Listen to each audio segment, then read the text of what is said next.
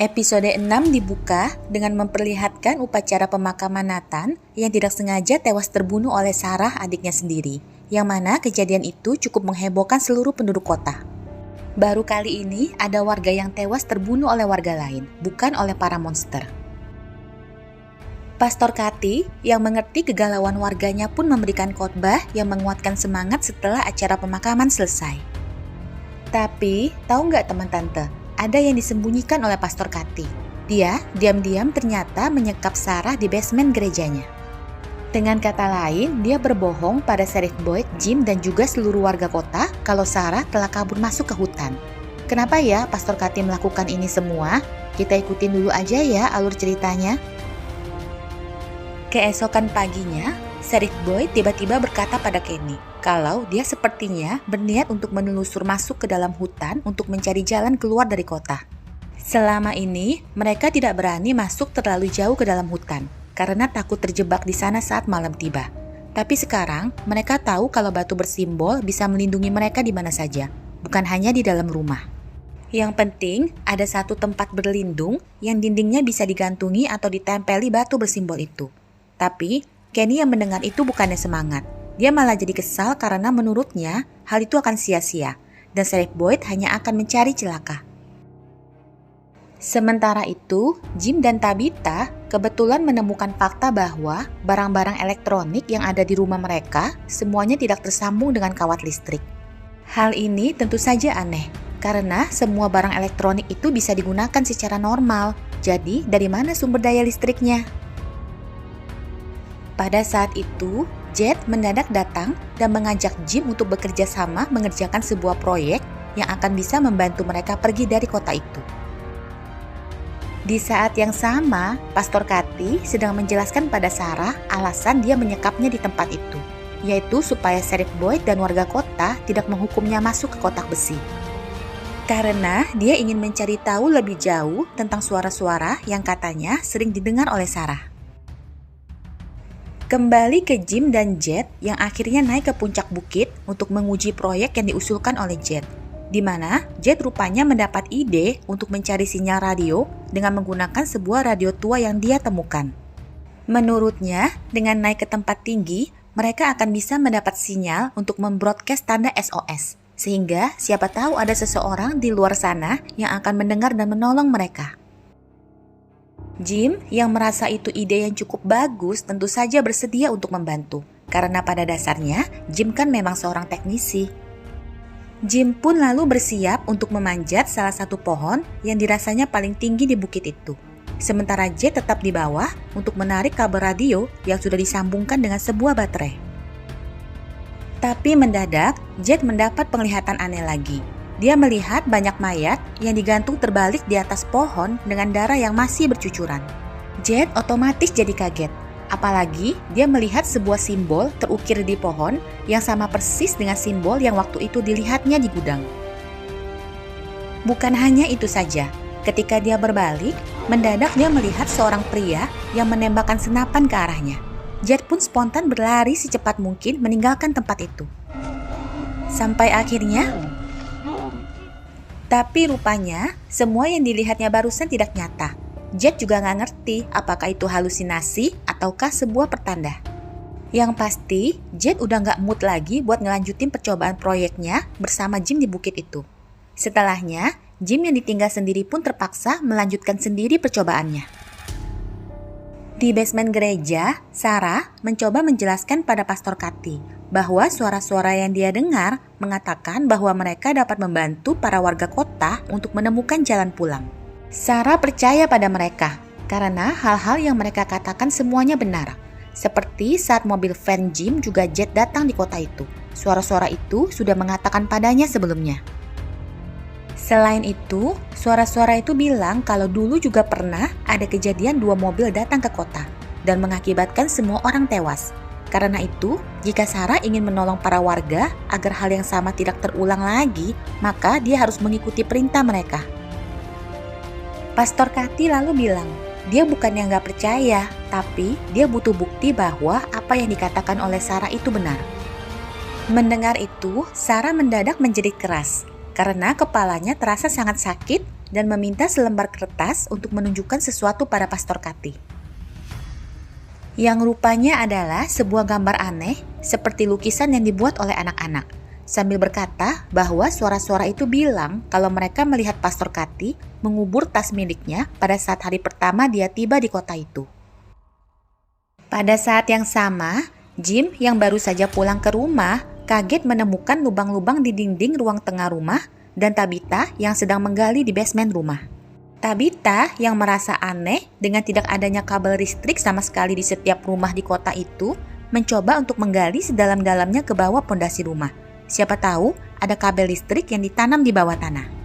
Tabitha juga menunjukkan gelang yang ditemukannya di ruang penyimpanan barang di kantin Ibu Kenny yang sama persis dengan gelang yang dibuatnya untuk Jim saat kencan pertama mereka.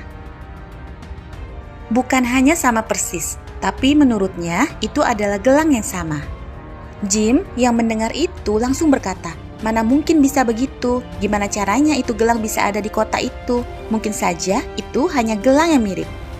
Tapi Tabitha ngotot kalau itu adalah gelang yang sama, karena dia membuatnya dari tali sepatu bootnya dan ada marker yang dia buat di ujungnya.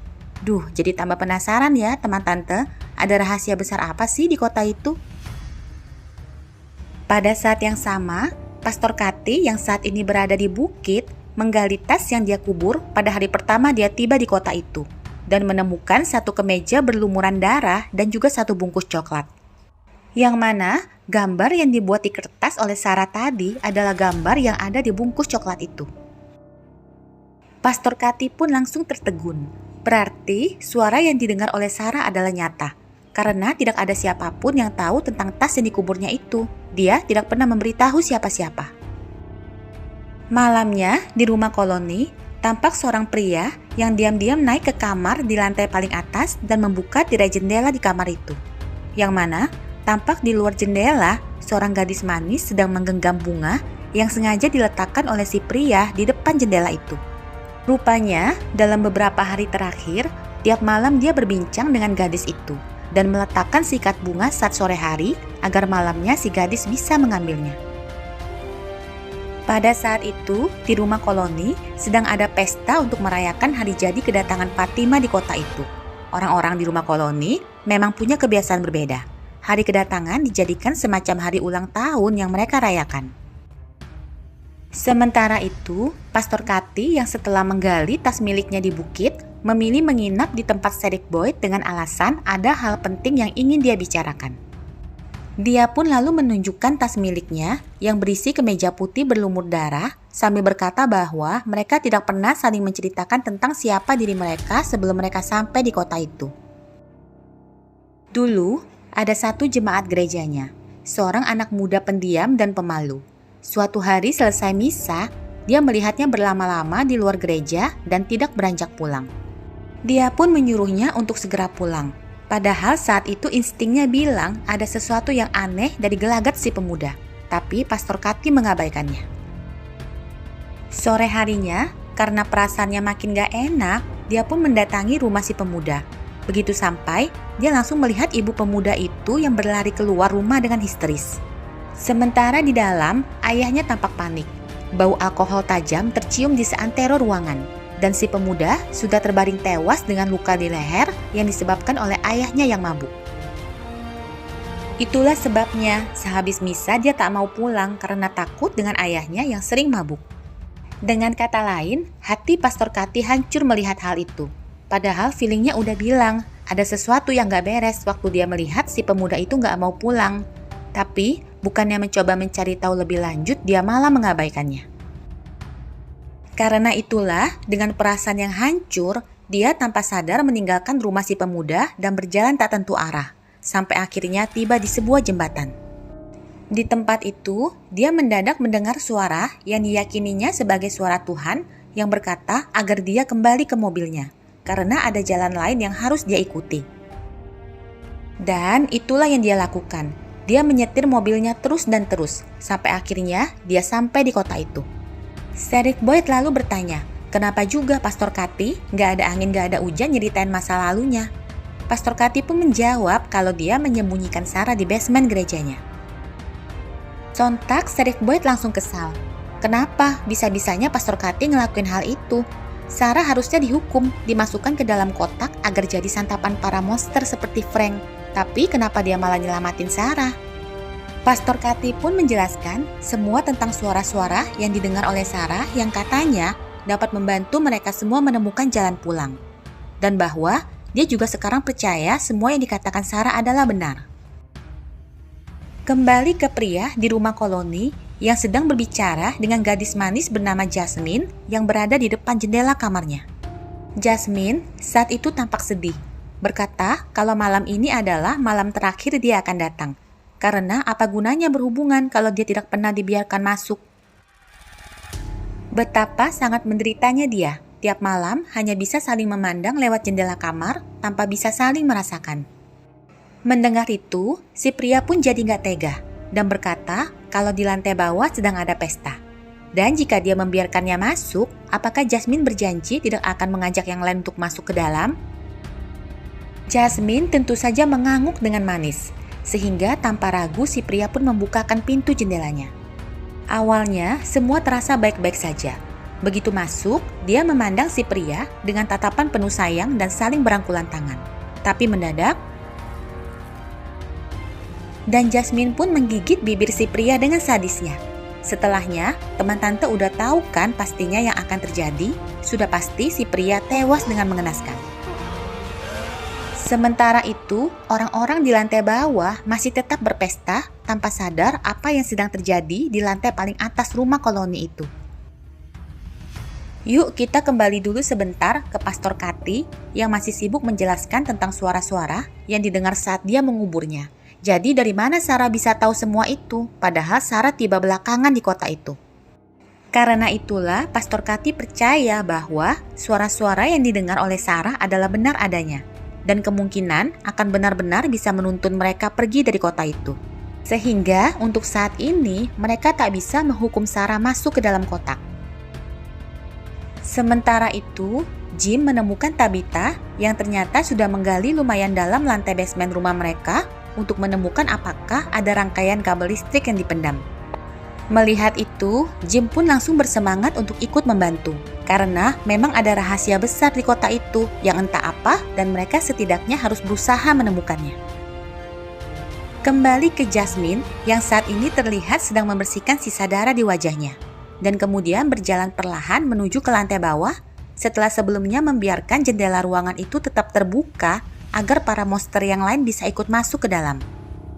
Di sini kita lihat ya teman tante, begitu jendela dibuka, dalam sekejap para monster pun terlihat bermunculan. Duh, serem ya. Sementara itu, di tempat berbeda, Jet yang masih sibuk memikirkan semua penglihatan aneh yang dia lihat juga simbol aneh yang selalu muncul di penglihatannya, terus mencari tahu tentang hal itu. Dan kebetulan, dia menemukan sebuah buku diari yang sepertinya milik penduduk desa itu yang sudah meninggal. Yang mana di buku itu tertulis tentang hal-hal aneh dan juga gambaran-gambaran simbol persis seperti yang muncul di penglihatannya. Di buku itu, dia juga menemukan sebuah halaman yang saling menempel, dan begitu dilepaskan, berisi sebuah gambar polaroid si pemilik buku. Tapi, ada yang aneh. Bila diperhatikan, di belakang pria itu tampak sosok anak kecil yang mirip dengan Victor. Bisa jadi, itu adalah Victor saat baru datang di kota itu. Kenny dan ibunya yang ikut melihatnya pun yakin kalau itu adalah Victor. Kembali ke rumah koloni, di mana salah satu gadis bernama Trudy mendengar suara-suara tawa bersenda gurau dari sebuah ruangan dan menghampirinya, ingin ikut bergabung. Tapi, alangkah kagetnya dia saat melihat yang ada di ruangan itu bukanlah teman-temannya, melainkan Jasmine dan para monster lain yang sudah ikut masuk ke rumah itu. Bisa dipastikan, Trudy pun tewas dengan mengenaskan. Tak lama, satu pria yang sedang mengobrol di anak tangga mendadak merasakan ada tetesan darah yang mengucur dari atas. Dan begitu dia berbalik, tampaklah salah satu monster yang menyeringai memandangnya dari atas. Hal itu tentu saja mengagetkan. Dengan segera, si pria dan orang-orang lainnya berteriak kencang menyerukan kalau para monster ada di dalam rumah. Alice yang sedang di kamarnya segera keluar. Sementara kepanikan luar biasa terjadi di seantero rumah koloni. Fatima yang hendak naik ke lantai atas untuk mencari Alice pun terpaksa tidak jadi, karena dua monster tampak berjalan turun ke arahnya. Sementara Donna tampak menginstruksikan agar mereka semua bergegas meninggalkan tempat itu. Victor yang sedang berada di atas bersama Julie lantas bilang kalau semua sudah dimulai dan berkata pada Julie kalau mereka harus segera pergi dan dengan segera mengambil tali tambang yang sepertinya sudah dia persiapkan. Kelihatannya, dia ingin keluar dari rumah itu dengan cara memanjat turun lewat jendela. Victor pun dengan sigap mengalungkan sebuah tas di leher Julie dan menyuruhnya untuk turun duluan dengan tali tambang itu, berkata bahwa dia akan menyusul di belakangnya. Julie pun dengan perlahan memanjat turun, sementara situasi di dalam rumah dan di luar rumah terlihat semakin kacau. Para monster semakin banyak berdatangan, dan Donna terlihat sibuk mengarahkan warganya agar segera masuk ke dalam mobil van-nya. Mendadak, Fatima mendatangi Donna sambil bertanya di mana Alice dan Julie. Donna pun bilang kalau dia tidak melihatnya dan tampak akan berbalik masuk ke dalam untuk mencari mereka. Tapi Fatima mencegahnya sambil berkata kalau Donna harus menuntun para warga pergi dari tempat itu. Para warga membutuhkannya. Biar dia saja yang kembali masuk untuk mencari Alice juga Julie.